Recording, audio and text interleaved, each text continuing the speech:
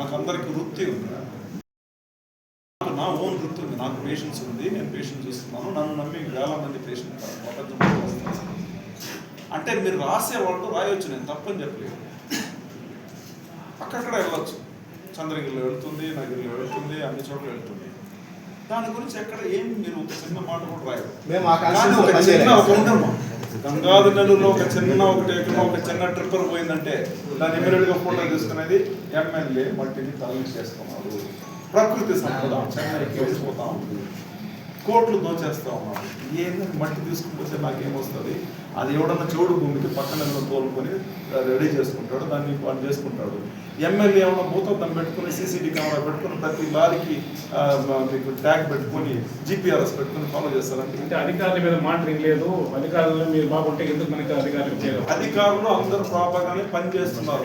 మీరు తప్పుగా మీరు ఏమన్నా తప్పు అనుకుంటే నేను ఒక మాట చెప్తాను. ఇప్పుడు ఎట్లయిందంటే కొంతమంది విలేకరులు కావాలనే దాన్ని ఫోటో పెట్టుకొని దాన్ని వాళ్ళని రిటర్న్ చేసి ఆ వీడియోని నేను వదిలేస్తానని చెప్పి వాళ్ళు డిమాండ్ చేసేది. వాడు డబ్బులు ఇవ్వలేదంటే ఇమీడియట్గా సోషల్ మీడియా తప్పుగా అనుకోవద్దంటే ఇది జరిగే కార్యక్రమం. మీరు నన్ను ఏమని అనుకుంటే సార్ ఇప్పుడు అందరి మందిని చంద్రగిరిలో పోతారు, అన్ని తోలుతున్నారు. ఈ మట్టి ఎక్కడ రాయలేదు, ఎవరు రాయలేదు. చెప్తాను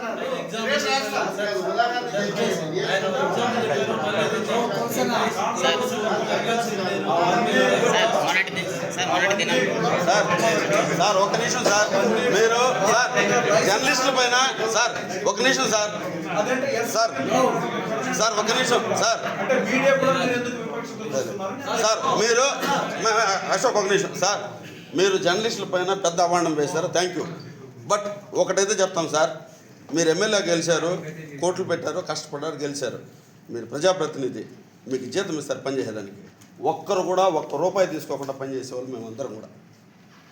మీరు ఏమన్నా అనుకోండి సార్. సార్ ఒక్క నిమిషం సార్, ఒక్క నిమిషం సార్, మా మాట వినండి, మా మాట వినండి సార్. సార్ అదేదో మీకు తెలిసింటే పేరు పెట్టి చెప్పండి, తప్పలేదు మాకు.